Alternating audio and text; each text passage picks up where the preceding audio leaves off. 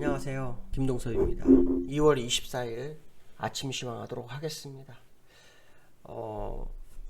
미국장이 혼조세로 마감하는 모습이죠. 장 초반에는 다우와 나스닥이 하락이 좀 제법 됐어요. 제법 됐는데 결국 다우는 소폭 상승, 나스닥은 하락 마감하는 모습이었습니다. 깊은 하락을 낙폭을 줄인 이유는 제가 머니투데이 방송하고 어제 아침 방송에서 말씀드린 것처럼 그 제롬 파월의 그 의회 청문회가 되게 중요하다라고 말씀드렸을 거예요. 근데 어저께 이제 오늘 새벽이죠. 온라인으로 제롬 파월이 그 의회 청문회를 했어요. 거기서 그 지금의 완화적 통화 정책을 유지하겠다라는 표현을 썼죠. 지금 완화적 통화 정책을 유지하겠다. 결국 확고한 부양 의지다 뭐 이렇게 생각하는 것 같아요.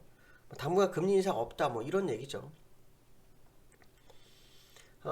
국채 금리가 사실 1.389%까지 갔다가요 1.355%로 그 제롬 파월의 언급에 의해서 내려오는 그런 상황이었어요.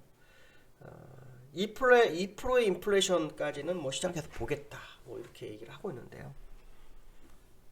솔직히 말하면 옛날에 트럼프 대통령이 하던 것이죠. 트윗으로 뭐 경기부양책 얘기하고 또 연준이 지금 립서비스를 하고 있는데 이 립서비스에 한계가 있어요.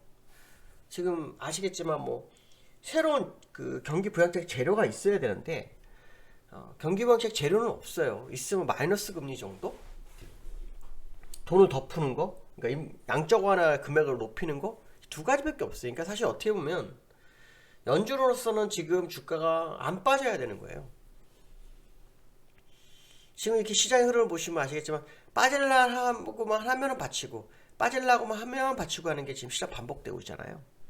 그러니까 결국 지금 상승 압력, 그러니까 상승을 하는 힘보다는 하락 압력이 굉장히 큰 상황. 이렇게 해석하는 게 맞겠죠. 그거를 지금 뭐 립서비스 뭐 별걸 다 갖다 붙이는 거죠. 제가 볼 때는 결국은 흔들리지 않겠냐 이렇게 판단해야 될 것 같고 시간 싸움일 것 같다는 생각이 많이 듭니다. 어쨌든 제롬 파월 연준 의장의 그 경기부양책 의지가 오늘은 또 살려냈어요. 나스닥 같은 경우에도 상당히 밀렸었죠. 거기에 주도적으로 밀었던 종목들이 애플하고 테슬라였어요.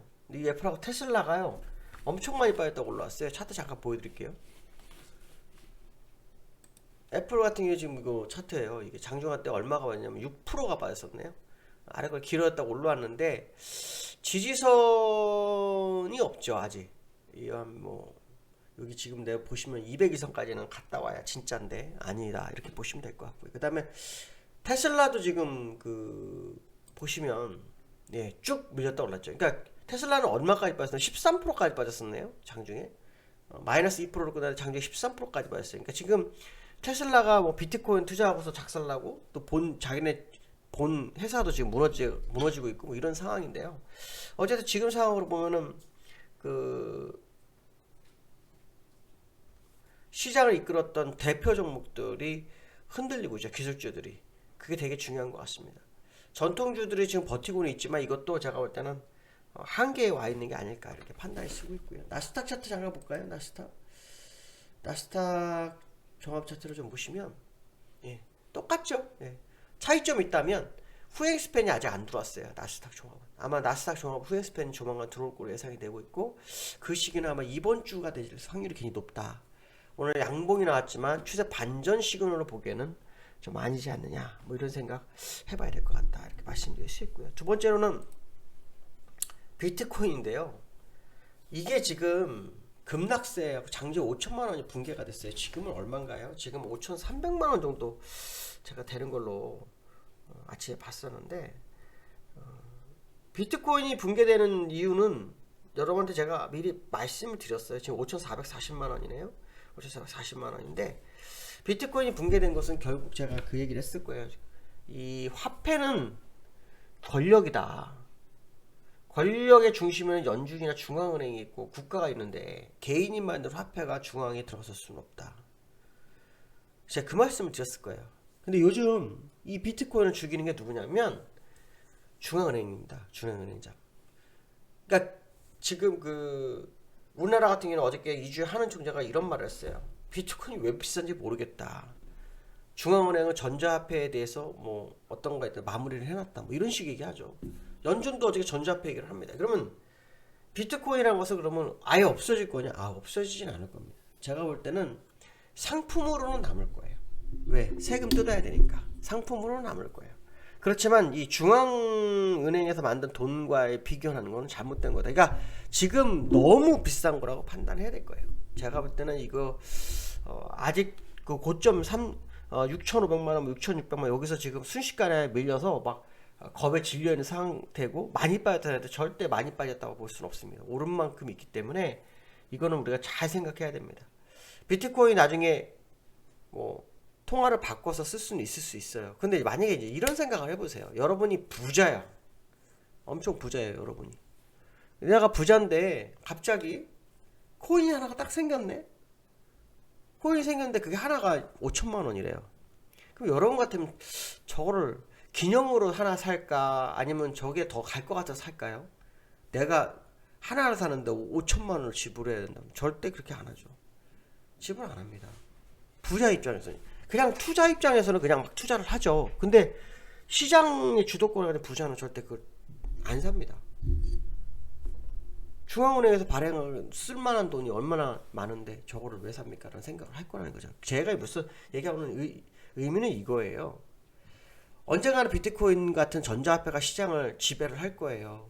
근데 그의 한 부분이 비트코인이 될 수는 있지만 그 가치가 중앙은행에서 만든 가치와 이게 비교했을 때 다이다이로 가지 다이다이지 않고 그러니까 똔똔이 형태에서 이 서로 바꿀 수 있는 상태가 돼야 맞는 거지.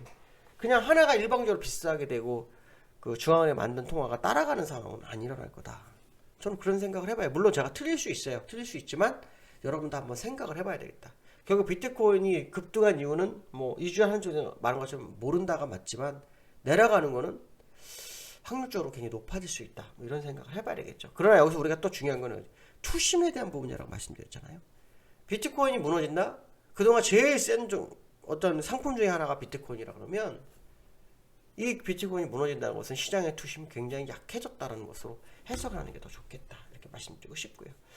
자, 세 번째는 골드만삭스가 코스피 목표치를 3,200에서 3,700으로 상향을 합니다.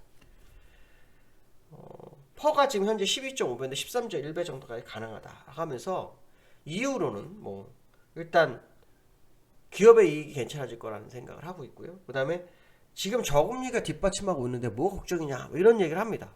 그러면서 말 하나 딱 흘려놨더라고요. 뭔가 봤더니 5월 공매도 재개가 시장에 영향이 없을 거다 이런 얘기를 합니다. 제가 볼 때는 공매도 금지가 우리나라에서 많은 문제가 되니까 해외 기관에서 이 부분에 대해서 뭔가 지수 우리 시장을 높여주고 공매도 아무 상관 없다라는 걸 자꾸 이렇게 인식시키기 위한 그런 뉴스가 아니었을까 이런 생각이 많이 들었어요. 만약에 5월 공매도 재개 금지 사항이 없었다 그런 내용이 없었다면 야 얘는 새롭게 봐야 되나 이런 생각이 했는데 이걸 하나 딱 흘려놓더라고요.